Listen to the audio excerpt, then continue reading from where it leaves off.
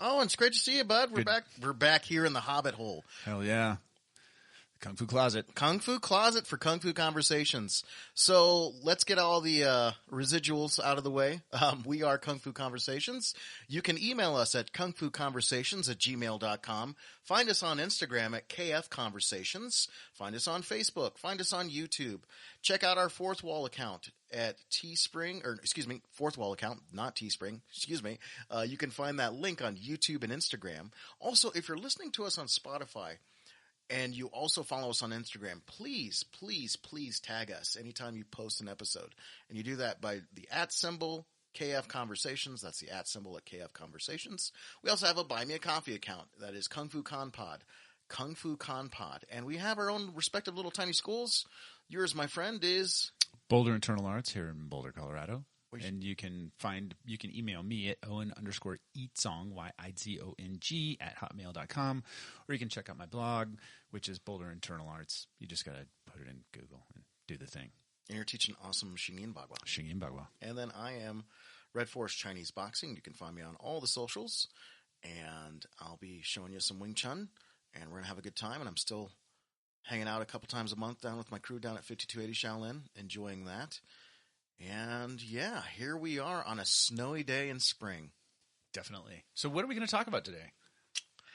How about something fun? How about a barn burner? How about clickbait? You want to do clickbait? Yeah, let's do clickbait. Dong Hai Chuan was the greatest Chinese martial arts instructor and teacher in modern history. Boom. How about that? How about that? Yeah. All right. That's from a Wing Chun guy. All right. That's from a guy that's barely dipped his toes into Bagua. You know, I'm like 2 or 3 years in. I'm barely into it, and I'm like, man, that's maybe a thing. That's maybe a thing. Right? Yeah. Yeah. I mean, that's part of the Bagua thing, right? It's a high bar to entry. But if we're going to start talking about Dong Hai Chuan, we kind of need to talk about sort of why we're making this sort of outrageous claim. So let me back up and give you a little bit of history. So Randall and I were talking on the phone one day, as we do a couple of times during the week, and we talk about all kinds of things, mostly martial arts and podcasts and life and stuff. But he came up with he started talking about Dong Hai Chuan, and he started talking specifically about circle walking. And what he had said to me, and this sort of stuck in my head, was that out of all the Chinese martial arts, Bagua is super unique in that particular training methodology of circle walking. I don't think there's anything else like it that I've come across, or isn't a derivative of it in some way. Now, people will say, "Oh, well, it probably came from this Taoist circle walking practice, and so on and so forth." Could be. I don't doubt it. I don't have any evidence, but it seems likely, given sort of Dong Hai Chuan's sketchy past. But by the same token, it's very different than a sort of meditative Taoist circle walking process or practice, right? It's actually kind of interesting because it's martial in nature. And that's sort of the first point that we wanted to make when we were talking about Dong Hai Chuan and this idea that maybe he was the greatest kung fu teacher in modern history. Maybe he was the most outstanding guy. And we've got several reasons for that. So bear with us. It just the pattern work is so interesting, because like a lot of the Asian arts, they are built on pattern and kata, and memorization of that pattern.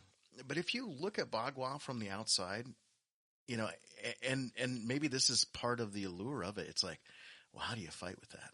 How do you fight with that? And it's interesting too, because if the circle walking that he learned was non-martial, then he had to be creative and thoughtful enough to realize that he's like, oh, you know what?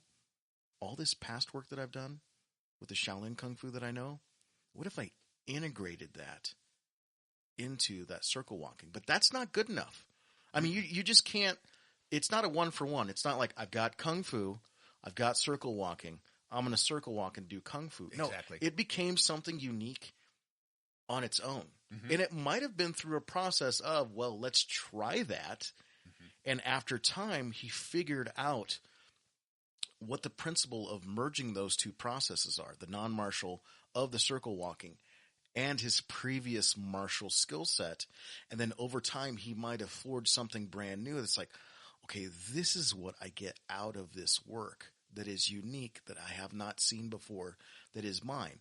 But it's not just good enough if it was yours. Mm-hmm. He was actually able to take this concept and work with not just beginners, but other high-level, accomplished practitioners.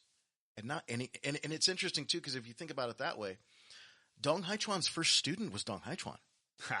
Like, he was not only the origin point, but, he was the guy that's like, okay, well, how do I figure this out? How do I, integrate this in? I mean, it would have been brilliant to, take out, those years and film it, or even better yet, get under the hood, if you will, and see what allowed him to have that concept and that thinking process. Mm-hmm. Yeah, absolutely. And, so just as a disclaimer, really my thought process and our thought process around this particular podcast is sort of excluding the Yin Yang Bagua Zhang lineages where they're like, oh, well, this came from some other person, blah, blah, blah, because most of those lineages can be traced back to somebody who studied with Dong Hai Chuan. And it's also going to exclude, he learned from the white eyebrow old man on the mountain that nobody knows about, that has no historical documentation. That's right. Because that we've all heard that story so many times, whether it's Taiji or whether it's Xingyi, it's like they found a secret scroll behind a statue and then somebody learned and blah, blah, blah. And I mean, I like the poetics around that. Mm-hmm. I like the sort of romanticism around that. But from sort of a martial perspective, I think that's kind of a lot of bullshit. Sure. And I think all of those things, I think it was Douglas Wilde in one of his books, in the back of one of his Young Style Taiji translation books, he said, the reason that the Chinese have these more sort of romanticized or poetic origin stories for these martial arts is because the reality is basically, two old men in the backyard sweating and punching each other in the dirt. Not romantic. Not romantic at all, but more likely that's how a lot of these martial arts came about, with people just working and practicing and training and exploring and doing research about their arts and coming into contact with other martial arts and other concepts and ideas. And we're able, and I love the way that Lowell talks about it. Not necessarily in this context, but he was referring to sort of like Mingjing, Anjing, and Huajing. And he was like, yeah, it's a little bit like chemistry. So it's like you take two elements and you put them together and it creates a new third element. Yeah. And that's this whole thing about Dong Hai Chuan and the uniqueness of his art, and specifically this circle walking practice. So, I mean, he's and like I said before, I don't think that there's anything quite like it. Mm-hmm. It's very unique. You know what, to go off of you're going to have to help me out here because I'm going to butcher the name. Is it the Banpan? Oh, the Yin Yang? Mm-hmm. Yin Yang? Yeah. Banpan, yeah. So even if that was, let's just say. I can't help you with that. Let's just say even hypothetically that was. Hypothetically. Sure. Right? Sure, yeah. They didn't take it and integrate it into other arts like Dong Hai Chuan did with That's his a very Bagua. Good point. Sure. So, okay, let's just say hypothetically they are the origin point. He took it and moved it to a different level. Yeah. It's a very, very good point. Very good point. And it's an important point that, and I think a lot of the uniqueness, at least in my sort of limited experience with different lineages of Bagua and different practitioners of different levels that I've come into contact with over the years, is this idea of, sort of power. Let me back up a little bit and say, I think most people are intrigued by Bagua. Just here, I'll tell you the story anecdotally. Please.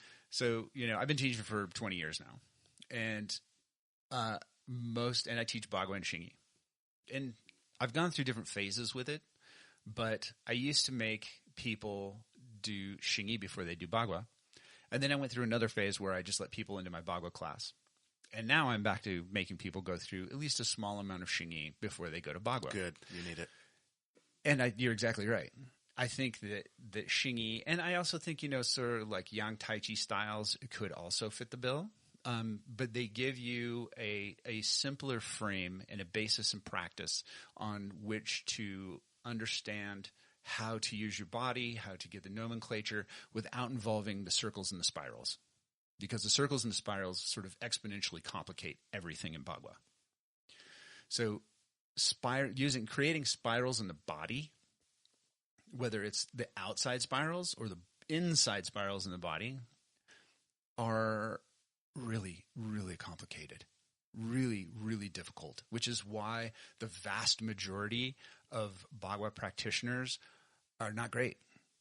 They're not, it's mostly, it's like, oh, okay, these guys do Bagua, but they're really doing kickboxing, or these guys are doing Bagua, but they're really doing Shaolin, or these guys are doing Bagua, but they're really doing Xingyi, or these guys are doing Bagua, but they're really doing, they put Yang style Tai Chi in it, or, most people, can't identify when like real Bagua is being done, and then to understand how to express the power, the actual power that Bagua produces in the body. That's a whole different thing. So let me ask you, as kind of a rookie and a baby Baguaist, is the understanding of what is Bagua, is that what's so special? Because he had to create a principle set to understand what is that? What are the principles of Bagua, instead of I'm doing Shaolin, but I walk a circle. Yes. Where is the forging transitional point where that Shaolin starts to turn into Bagua? Mm-hmm. And what do you think some of those key principles might be? Is one of them the spirals and then the circle walking? 100%. Yeah, I'd say those, and I think that's the main driver behind what he was trying to get at with the circle walking.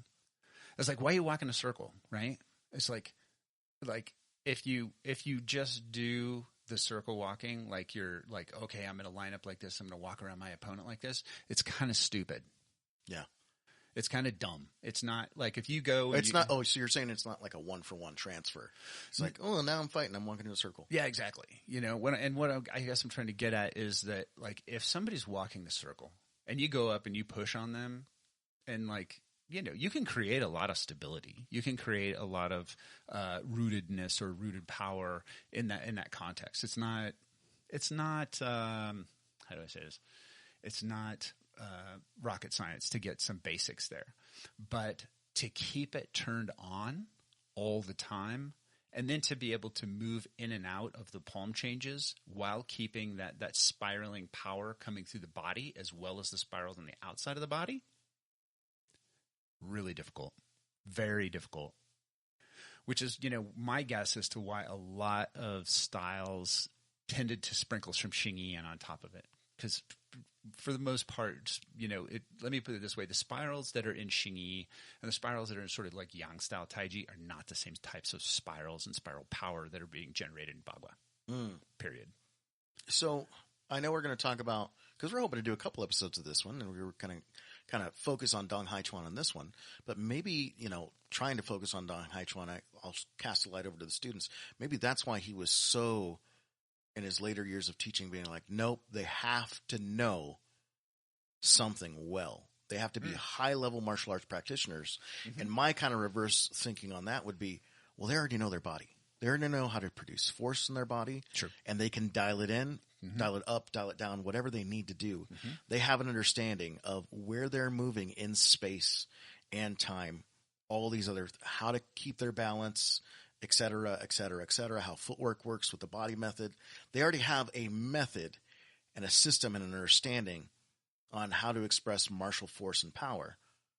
And then he can take that and put it in the cauldron of Bagua. It's like, I mentioned this to you, and you got to giggle because you remember this old commercial, the old BASF chemical commercials. Mm-hmm. They're like, we don't make the product, we make the product better. Right. And what a sales pitch. Yeah. What a salesman. And, he had to have some martial skill. He had to be a badass. For real. Because, if I'm paying somebody money, you know what I mean? And like my livelihood is martial arts, not a hobby. We're hobbyists. Mm-hmm. But my livelihood is, I'm a caravan bodyguard. I've got to know that if I'm paying you to teach me how to do something, It has to make me better at my job. Yeah, it's got to work. Because For real. Exactly. Yeah. There's no fantasy here. Nope. It's life and death. Yep. So if I'm paying you money, you better be a badass. Yeah. And you know what? I don't know if that makes any sense. And I think it makes a lot of sense. And these guys were not. There's no flimsy swords here. Yeah, there wasn't. Yeah, it's a good way to say it. There's no flimsy swords here. Yeah, most of those guys, especially the guys who were listed on his tombstone, and the 72 guys who were listed as his disciples, were relatively well-known guys in the martial arts circles in Beijing at that point in time. You know, like sort of 1860s, 1870s, get in that time frame, and there was a lot of people. It's like I don't think that he would have gotten as famous as he did. And I don't think that he would have had as many high-level famous students kind of in their own right come to him and then be his students in Bashi, like become disciples of his without him having like some pretty legit goods to teach. Well, he was something unique. Wasn't he a bodyguard of Empress Dowager? Or at least in her... No, that was Enfu. That was Enfu? Yeah, okay. that was his. Okay. It was his senior student. Well, at least his senior student was good enough to get in there. Sure. I mean, that's crazy. Yeah, that's crazy. Mm-hmm. Well, like Dong worked in the palace for a while, and I think Enfu worked for the government there for a while too, even before it fell, and then after in the Qing dynasty, and then I think he might have done so afterwards. And I'm sorry, we kind of wandered off there, but I was going to say, sort of anecdotally, most people who come to my school want to learn Bagua first. Mm. And I can't tell you how many people, except for this weirdo, I've deflated. And Miles, good for Miles. I have deflated their dreams of learning Bagua from me because I'm like, yeah, no, you're going to have to spend a while doing Xingyi, and you're going to have to kind of get through at least a couple of the fists and the basic curriculum before I can turn you loose on the Bagua class. Because it's that much more complicated. Sure. And it's that much more difficult to learn. Now, to change tracks, sort of to go back to what we were talking to before, I think that a lot of, these guys who were studying with Dong Hai Chuan, who were his students, Dong himself, he had a principles-based approach. And I think that there's a lot of famous stories around that, how he had like basically 3 sort of standardized fists that he would teach, and he would alter those fists sort of based on those were the 3 fists, and then he would give people, another 5 fists or 5 palm changes based on their style. And this really speaks to sort of the thesis, the theme of this particular podcast is that to me, and I think you touched on it earlier, that's the most amazing part of the whole story. Is that he these high-level guys kept coming to him, and they kept going, yeah, you've got the goods. Probably after they exchanged, there's a fair amount of stories, I don't know if they're true or not, about him and, his students,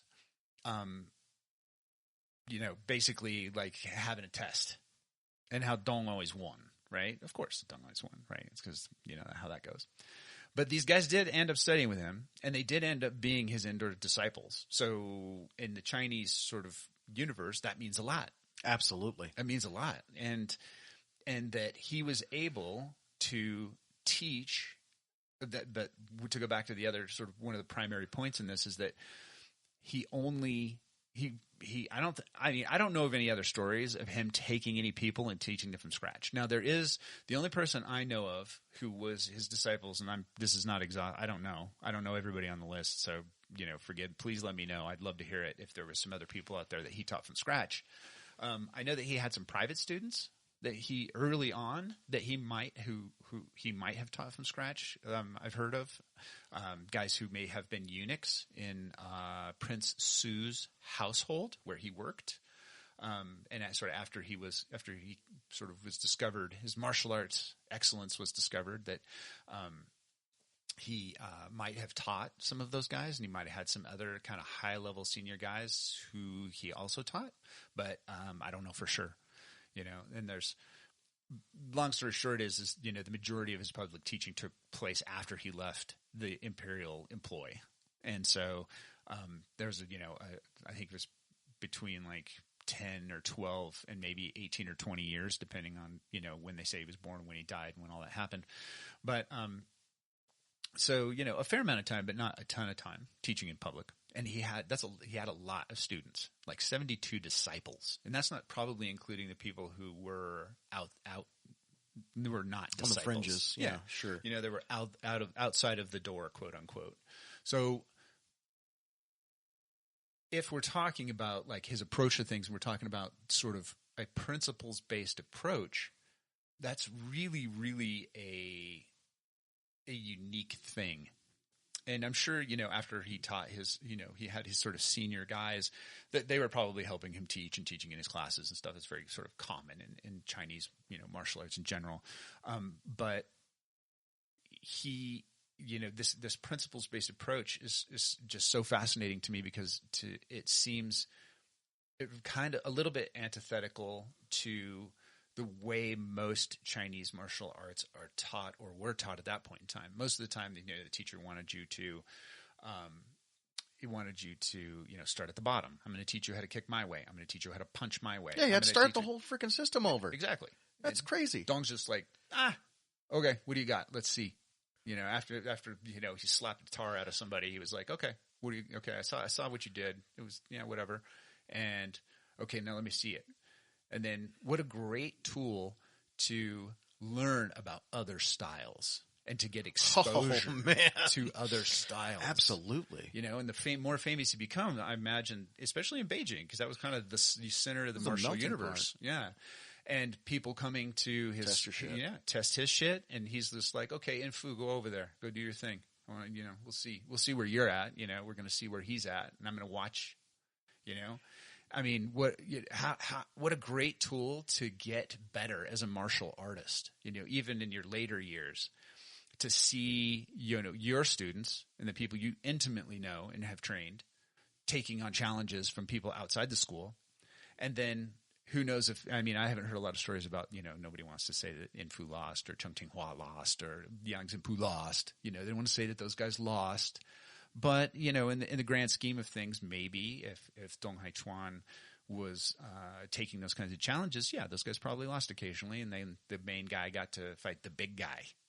And so, you know, I mean, what an incredible tool. I mean, how much exposure to different styles from all over China and different styles, just, you know, internal styles, external styles. Just wrestling styles, striking styles, kicking styles, joint locks. You know, and how all that works and how it doesn't work, and what an education for a guy as sharp as Dong Hai Chuan, you know, somebody who'd really studied it and really sort of synthesized this system into something unique, and then was able to train, you know, a handful of really serious dudes, you know, because I believe Infu had, I don't know if he had a bodyguard service, but he had like, it was basically like he had a service where his students and him would watch rich people's houses. He was like a watchman, and he got very, very wealthy from that. And his students got, you know, he employed a bunch of his students doing that. And so he trained, that's what he would do, is he would train his students, and then those guys would go out and watch these houses for him, and then he managed the business. You know, so it just goes to show that, like, the methodology was it was good for Dong because he was able to take it, synthesize it, and use it. And then B, he was able to transmit it. And not only transmit it, but tailor it. Absolutely. Yeah. How crazy is that? Yeah. He had a stable full of studs. Yep. All these guys are badasses. Mm-hmm. And I took them and I raised them to the next level. Yeah. They were already pretty good in their own right. And then it was like, okay, yeah, let's do this. Let's take it up a notch.